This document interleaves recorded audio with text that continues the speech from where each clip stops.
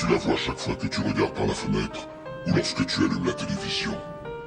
Tu ressens sa présence quand tu pars au travail, quand tu vas à l'église ou quand tu paies tes factures. Elle est le monde qu'on superpose à ton regard pour t'empêcher de voir la vérité. Quelle vérité? Le fait que tu es un esclave, Néon. Comme tous les autres, tu es né enchaîné. Le monde est une prison où il n'y a ni espoir, ni saveur, ni odeur. Une prison pour ton esprit.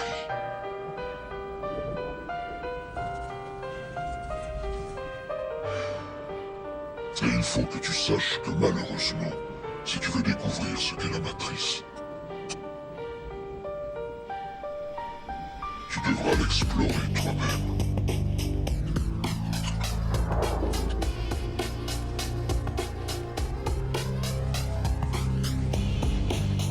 C'est là ta dernière chance.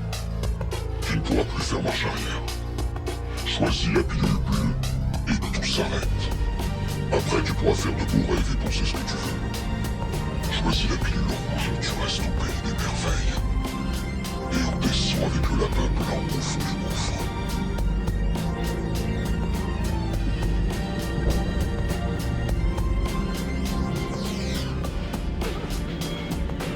N'oublie pas, je ne t'offre que la vérité, rien de plus.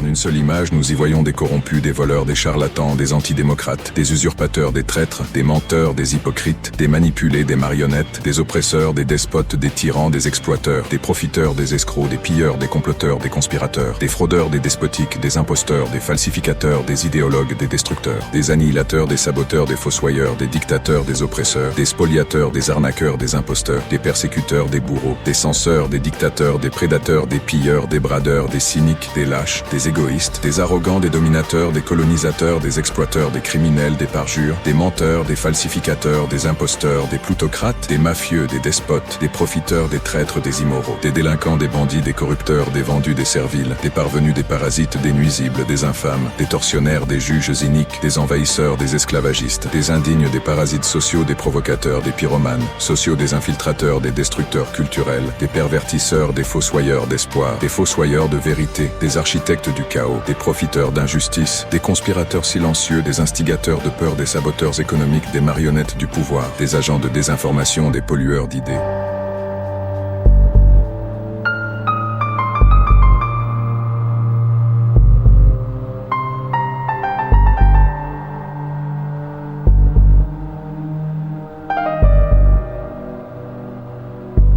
Un ministre doit quitter le gouvernement lorsqu'il est mis en examen. Je quitte définitivement la vie publique, tout simplement parce que je suis écœuré. Qu'est-ce que ça signifie concrètement? Ça veut dire qu'à partir de maintenant... Est-ce qu'il serait possible d'arrêter de nous mettre la main sur la tête et de la pousser comme ça pour nous indiquer le sens de la marche ?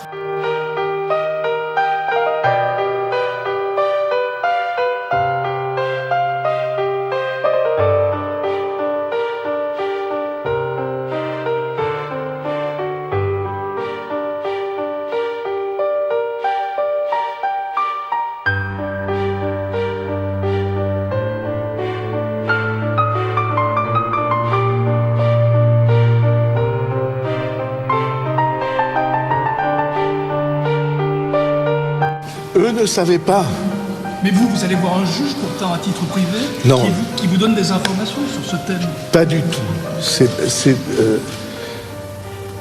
Lorsque je rencontre le juge en question, la personne poursuivie a été libérée. S'il y a condamnation, il n'y a pas de candidature. Donc, et ça vaut pour tout le monde, on est d'accord. Ne pas avoir de condamnation à son casier judiciaire est pour moi une règle numéro 1 lorsqu'on souhaite être parlementaire de la République.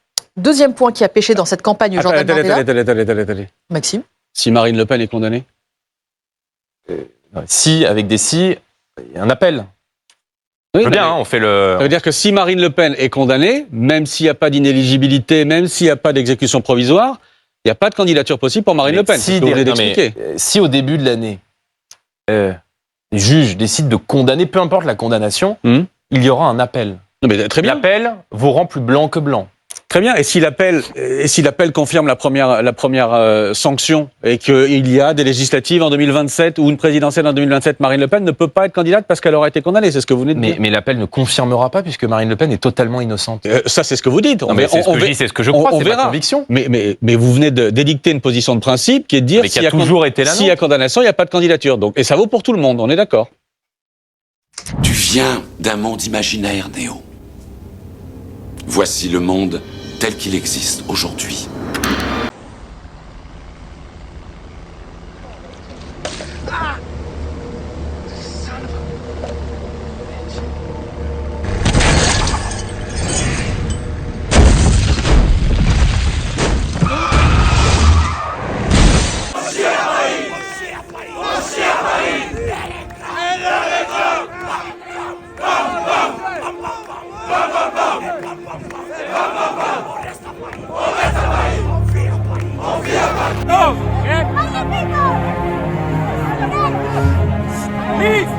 Please, silence! No joke, eh? No joke.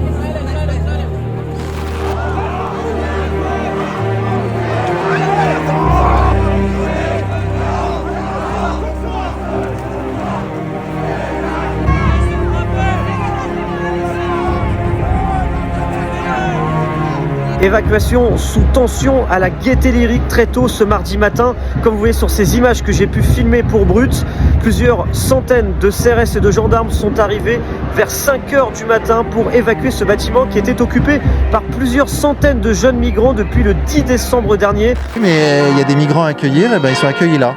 Oui, mais c'était pas le projet initial. Oui, mais on s'adapte à une situation nouvelle. Et les enfants handicapés, on les met où? Qu'on mette des migrants, je veux bien. Mais alors on leur apprend à lire, on leur apprend à parler le français et on leur propose du boulot.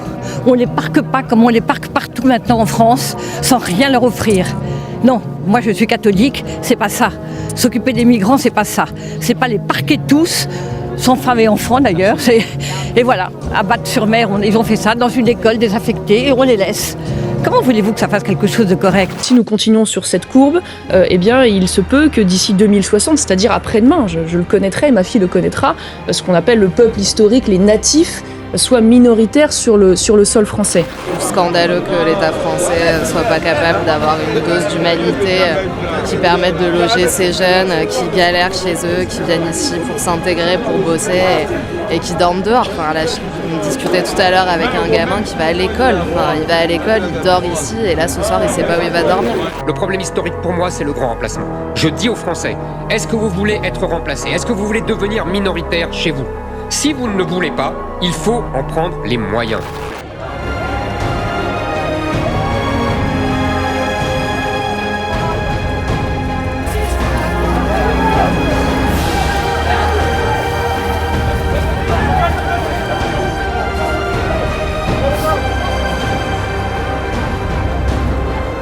Bravo les mecs, bravo. Est-ce que vous savez que ces deux-là, ce sont des fascistes? Ils ne sont pas pour les protéger eux. Donc je vous pose une question simplement. Pourquoi vous protégez ces deux-là? Vas-y, fais une photo, j'en ai rien à branler. Pour vous protéger des fascistes. Ah oui, la honte, ils sont morts. Ah, vous les belles. Vous l'appelez comme vous voulez, le remplacement ou le changement démographique, le changement de peuple. C'est-à-dire, c'est à la fois un phénomène que n'importe qui peut évaluer de façon sensible à peu près dans toutes les villes de France maintenant. Vous voyez bien qu'il y a un changement de mœurs, un changement de peuple dans beaucoup d'endroits, je dirais. Donc, refuser de servir une 4e Suze à Elisabeth Lévy à 8h55 parce qu'elle attaque l'heure des pros dans 5 minutes. Est-ce que c'est antisémite? Non, non. Tout à fait, Christophe, c'est de la santé publique.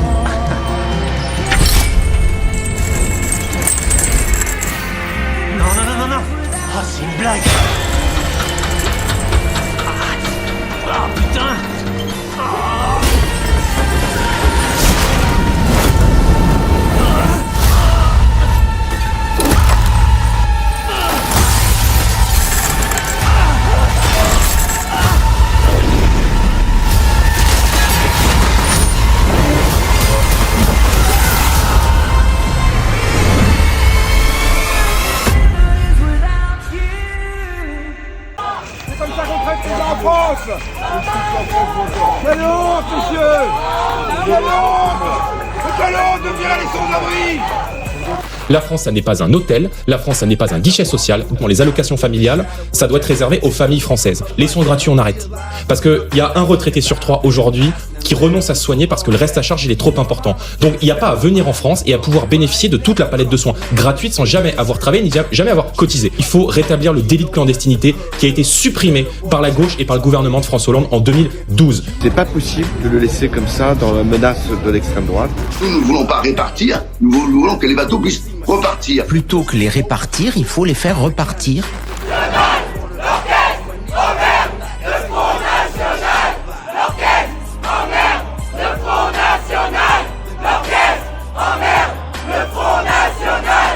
Je ne dis pas que les chambres à gaz n'ont pas existé.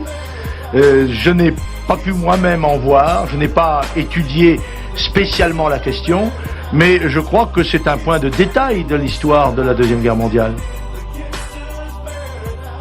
Look at the situation they got me facing. I can't live a normal life. I was raised by the street, so I gotta be down with the hood team. Too much television watching got me chasing dreams. I'm an educated fool with money on my mind. Got my tan in my hand and the gleam in my eye. I'm a looked out gangster, set tripping banger, and my homies is down, so don't arouse my anger. Fool, death ain't nothing but a heartbeat away. I'm living life, do or die. What can I say? I'm 23 now, but will I live to see 24 the way things are going? I don't know. Tell me why are we so blind to see that the ones we hurt are you and me? Been spending most their lives living in the gangster's paradise. Been spending most their lives living in the gangster's paradise. Keep spending most our lives living in the gangster's paradise. Keep spending most our lives living in the gangster's paradise. Power in the money, money in the power. Minute after minute, hour after hour. Everybody's running, but half of them ain't looking's going on in the kitchen. But I don't know what's cooking. They say I gotta learn, but nobody's there to teach me. If they can't understand it, how can they reach me? I guess they can't, I guess they won't, I guess they front. That's why I know my life's out of luck, fool. Been spending most their lives living in the gangster's paradise. Et ça a été Raymond Kopa. Le deuxième français, ça a été Michel Platini. Le troisième français, ça a été Jean-Pierre Papin. Le quatrième français, ça a été Zinedine Zidane. Et le cinquième français, c'est Karim Benzema. Et vous remarquerez que sur les 5 français, il y en a 4 dont le père ou le grand-père n'était pas né en France. Donc... Ah là, c'est open bar. Hein. Non, mais là, c'est, je veux dire, la France a parfois... Je veux dire, c'est bien aussi d'avoir...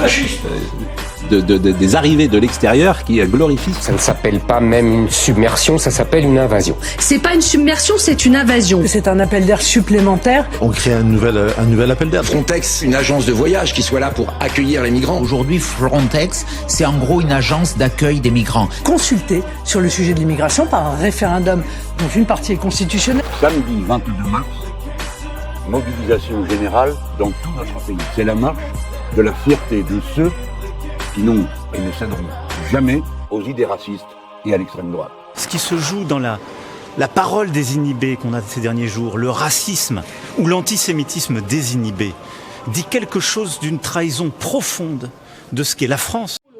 Je vais voter. Et je vais voter l'extrême droite. Pourtant, je suis un franco-algérien. Et je vais voter l'extrême droite. Un humoriste, c'est quelqu'un qui cherche. Il cherche à comprendre le monde dans lequel il vit. Alors, je n'ai jamais voulu... je me suis présenté en 97, c'était au moment où Chirac avait organisé une dissolution. Peut-être qu'il y en a une, d'ailleurs, dans peu de temps. Et donc, je m'étais présenté à Dreux, et j'ai grandi, moi, dans l'antiracisme.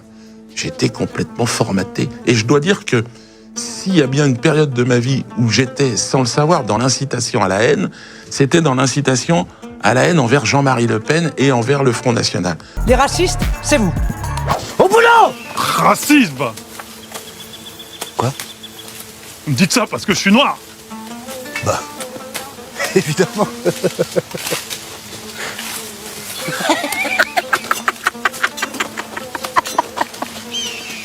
Non mais moi, quand j'ai connu, encore une fois, Alain Soral, c'est un homme qui venait de la gauche, qui avait un discours sur la droite des valeurs et la gauche du travail.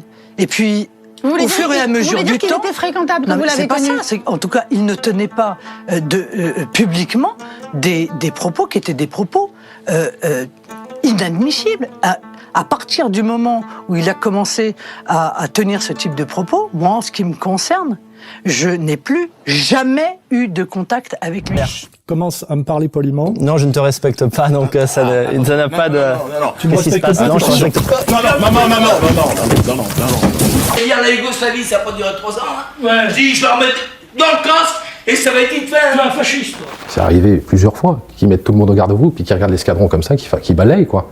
Ils regardent l'extérieur, et puis clairement, qu'ils disent « Ah, décidément, il y a trop de bougnoules et trop de nègres dans cet escadron. » Fakir Enani, 41 ans, est gendarme depuis 2005. Il prend la parole pour détailler le calvaire raciste qu'il a subi pendant 4 ans au sein de l'escadron de gendarmerie mobile de Versailles-Satory. Dès la première entrevue avec son supérieur, le capitaine B, Fakir Enani dit avoir été victime de racisme. Il m'a dit « Vous pensez quoi des blagues un peu sur les Arabes, sur les... » Et moi, je m'attends pas à ce genre de questions, des démarrages en fait. Et je lui dis je voulais surtout pas de problème aussi. Hein. Donc je lui dis moi ça me dérange pas, c'est des blagues. Hein. Dans la foulée, il me dit par contre, je tiens à vous dire que vous m'avez bien baisé la gueule. Et c'est ces termes. Hein. Et je suis surpris. Et je lui dis comment ça, mon capitaine? Et il me dit parce qu'en fait, quand j'ai vu l'ordre de mutation et que j'ai vu votre nom, Anani, je me suis dit très bien, on va avoir un petit Italien à l'escadron.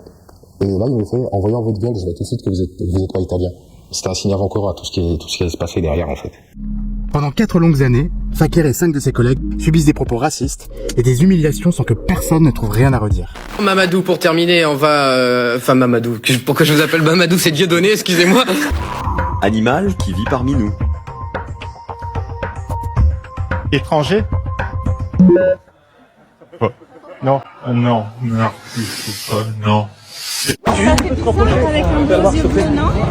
Omar, pourquoi ça ferait bizarre? Omar, merci. Vous êtes raciste, madame? Non, pas du tout.